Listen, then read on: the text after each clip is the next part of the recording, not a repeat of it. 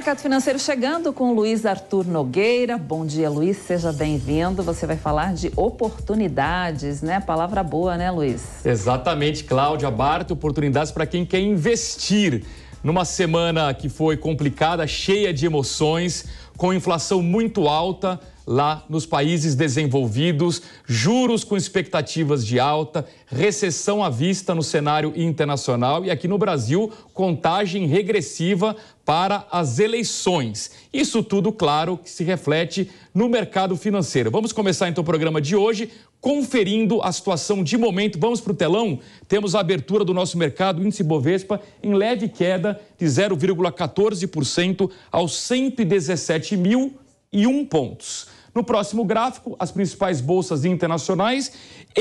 Nos Estados Unidos, uma situação de alta, na Europa, a situação de queda. Dow Jones abrindo com alta de 0,5%, S&P 500 0,31% e a Nasdaq praticamente no 0 a 0, uma ligeira queda de 0,06%. Na Europa, não, tudo no vermelho. Há pouco a gente via o Luca Bassani falando ainda sobre o imbróglio envolvendo a primeira-ministra britânica que renunciou ao cargo. Nós temos em Frankfurt queda de 1,02%, em Londres baixa de 0,61%, em Paris 1,44% de perdas, em Madrid ainda mais 2,02%. Na Ásia, pregões fechados, tivemos em Xangai uma ligeira alta de 0,13%, em Tóquio perdas de 0,43%, em Hong Kong 0,42%. No próximo gráfico, mercado de câmbio hoje praticamente estável, o dólar ligeira queda de 0,02%,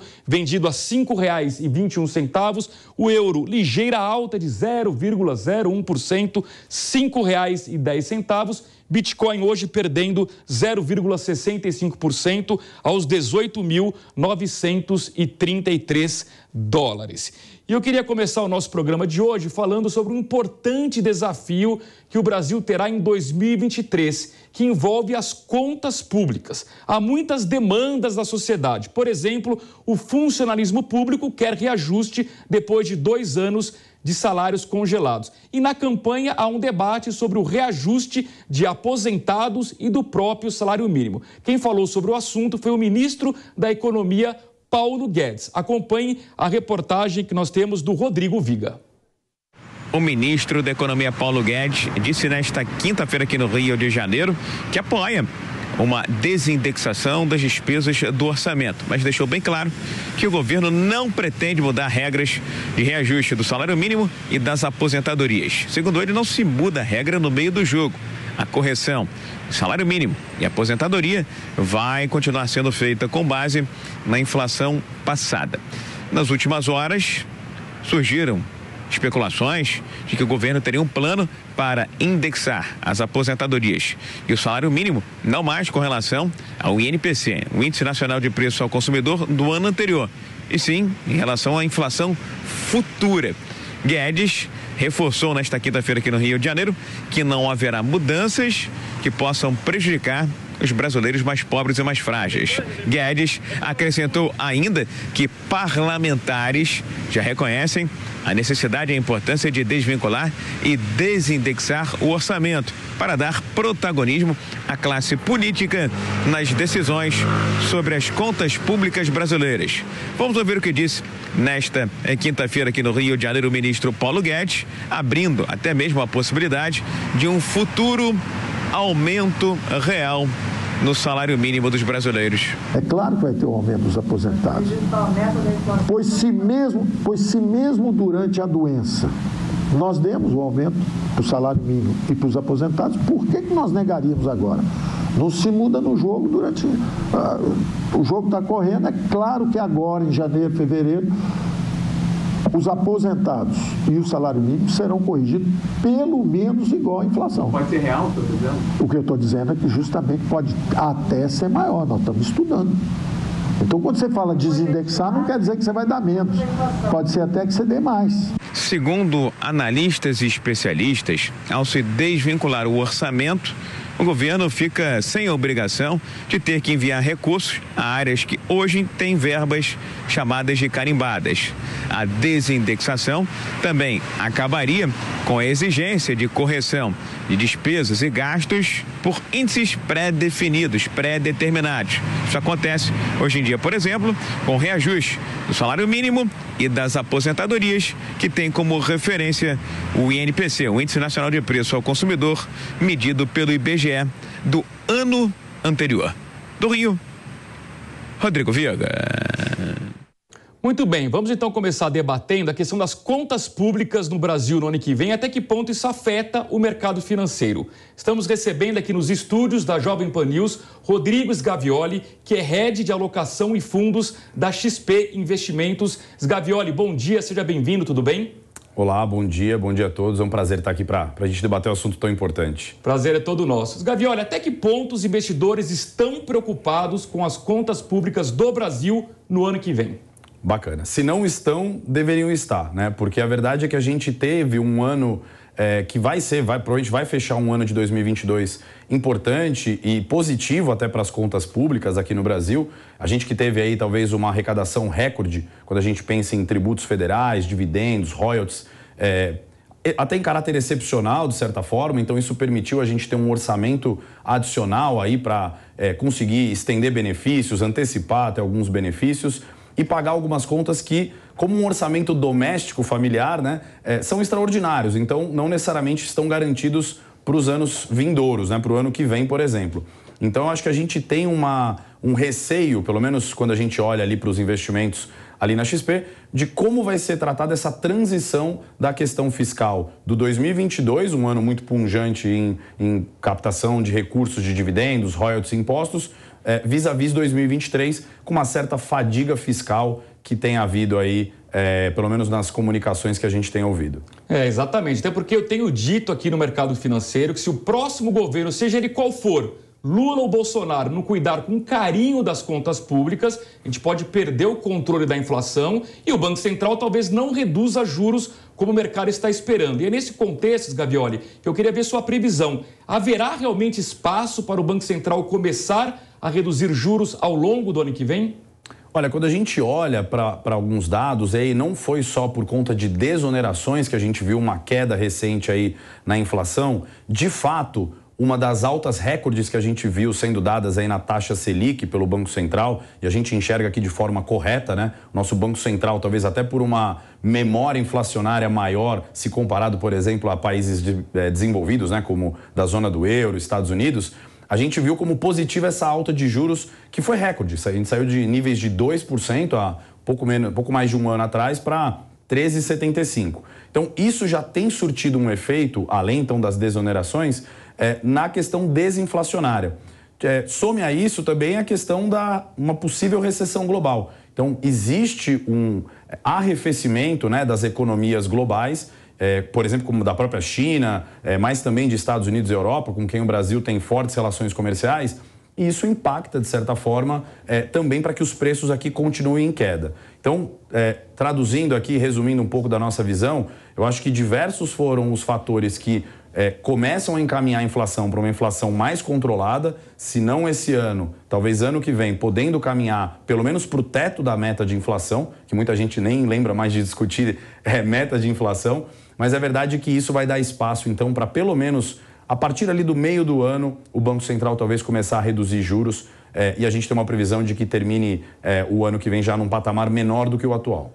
Muito bem, vamos então orientar o bolso da nossa audiência. Para quem tem dinheiro para investir agora, aproveita a renda fixa que está com juros altos. Você enxerga também oportunidades em bolsa de valores, em fundos. Como é que vocês estão orientando lá na XP? Legal. Eu acho que um primeiro macro tema que a gente tem tido muito e é muito único, peculiar num ano eleitoral como esse do Brasil, a gente pensar que, no geral, a gente tem mudado um pedaço do risco global, que a gente sempre sugere ter um pedaço de risco em dólar, em moeda forte, em mercados que são economias mais fortes, para risco Brasil, seja ele em renda fixa ou renda variável. Então, a gente sim continua construtivo, por exemplo, com a Bolsa de Valores aqui no Brasil, principalmente alguns setores específicos, mas a renda fixa, sem dúvida, é o campeão do ano. Né? Por conta de Selic alta, inflação vinha também muito alta, A gente tem visto excelentes oportunidades ainda em renda fixa pós-fixada, então são muito daqueles conhecidos, às vezes, CDBs que você tem, fundos DIs e tudo mais,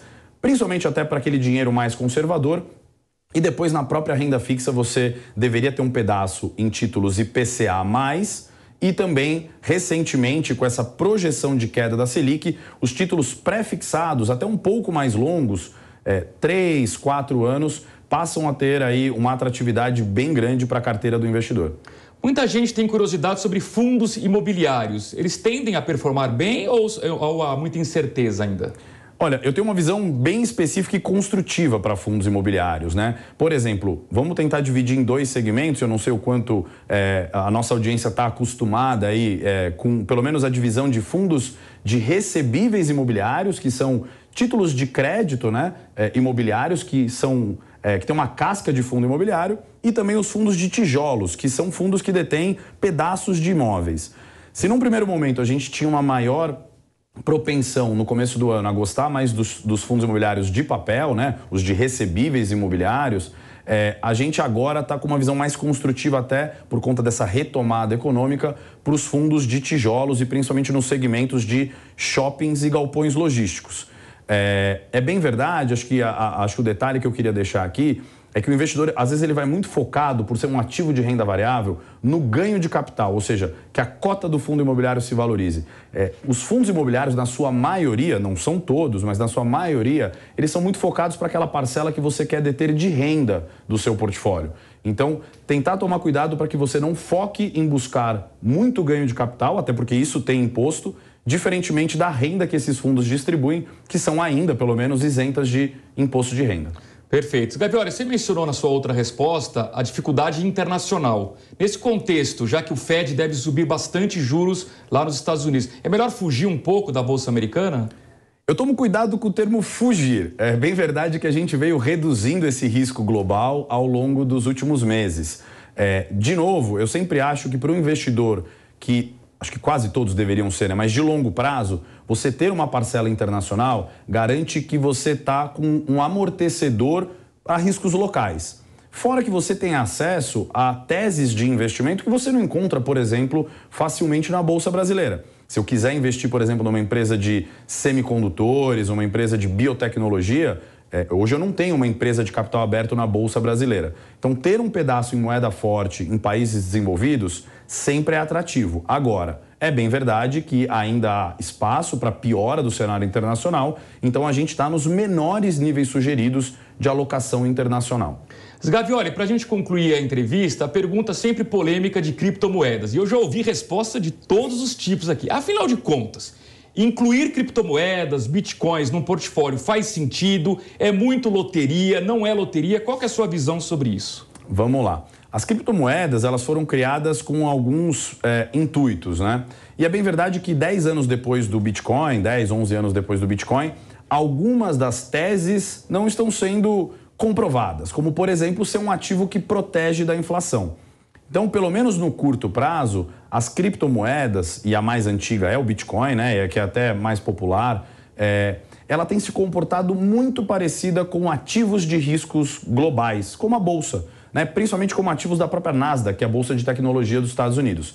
Então, a gente tem que tomar muito cuidado, porque além de ter um comportamento similar, ela é piorada no sentido de maior oscilação. Então, ela oscila mais do que uma ação da Nasdaq.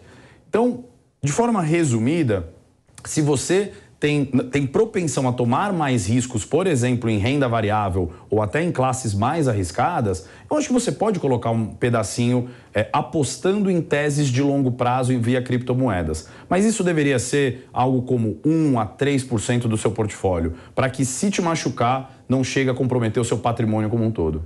Muito bem, Rodrigues Gavioli, head do time de alocação e fundos da XP Investimentos, esteve conosco aqui nos estúdios da Jovem Pan News. Gavioli, muito obrigado, um bom dia, até uma próxima oportunidade. Obrigado, foi um prazer, gente. Hora certa na PAN, 11h29. E para encerrarmos o mercado financeiro de hoje, eu queria aproveitar o gancho, conversamos aqui sobre juros altos no Brasil e dizer que isso, obviamente, já encareceu o crédito, pegando uma população endividada, o que começa a afetar níveis de inadimplência. Acompanhe a reportagem de Michael Mendes. 4 em cada 10 brasileiros no país estão endividados. Os dados de agosto mostram que 63,71 milhões de pessoas ficaram negativadas por não conseguirem pagar as contas, de acordo com a Confederação Nacional dos Dirigentes Lojistas, em parceria com o SPC Brasil. No mês de setembro, o volume de consumidores com contas atrasadas cresceu mais de 10% em relação ao mesmo período de 2021. A pesquisa mostrou também que muitos brasileiros estão recorrendo ao uso do cartão de crédito, como também do cheque especial, para conseguir pagar as contas. E diante de tanta dificuldade, muitos boletos ficam em atraso, o que só aumenta a dívida para o mês seguinte. De acordo com o levantamento da Confederação Nacional de Dirigentes Lojistas, parte do problema pode ser explicado porque a renda da população continua muito baixa. Existem contratações sendo feitas com carteira assinada, porém, de acordo com o estudo, as empresas estão pagando bem abaixo do peso de cada profissão. E mesmo com a leve diminuição do desemprego, a renda também não é suficiente para reverter as perdas dos últimos trimestres, porque os alimentos continuam caros. Os inadimplentes se concentram na faixa etária de 30 a 39 anos, que são mais de 15 milhões de pessoas registradas em cadastros de devedores como o SPC. Entre os sexos, as mulheres devem mais, 50,90% contra 49,10% de homens. Hoje, cada brasileiro negativado deve em média cerca de R$ 3.600. E mais da metade das dívidas é com o setor de bancos, o que corresponde a mais de 60%. A melhora de alguns índices do país e a aproximação do período de contratações de trabalhadores temporários para o final do ano podem trazer um cenário de mais positivismo, como o 13º salário, emprego temporário e a bandeira verde no preço de energia em dezembro.